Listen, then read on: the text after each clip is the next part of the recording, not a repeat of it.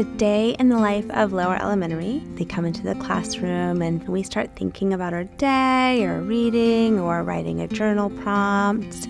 Then we start the morning work cycle. During that time, the students are working on follow-up work from lessons that they've received or receiving new lessons from the teachers. The guide is circulating around the room, inviting students to some group lessons, checking in with students who are working independently. Some of them will be working on geography or math or language or history or science. Some might be doing art.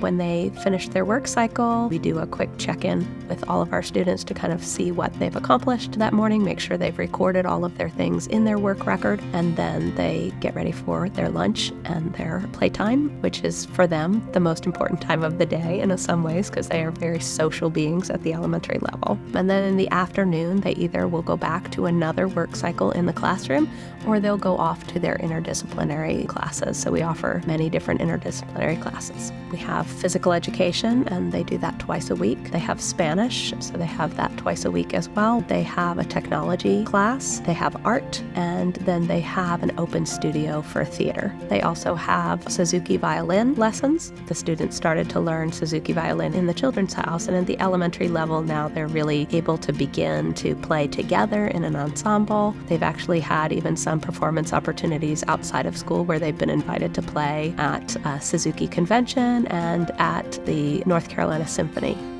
Following the child is one of the best things about Montessori and lower elementary. Everyone is developing at their own pace and has the freedom to do that. So we, the Montessori guides, are observing the children to see where they are and what they need. We are obviously observing the children in the classroom all the time, but then there's also standardized testing that the children take, and we approach this as a practical life skill.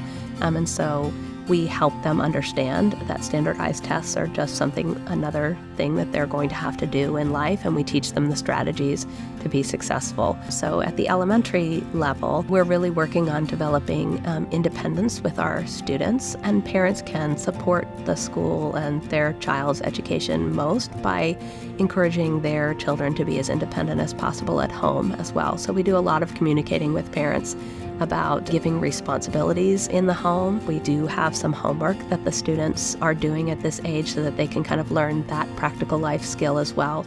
Practical life is going to involve cleaning, art projects, glasses repair, using a level, things that they can apply to their daily lives. Students really love field trips. They love getting out of the classroom.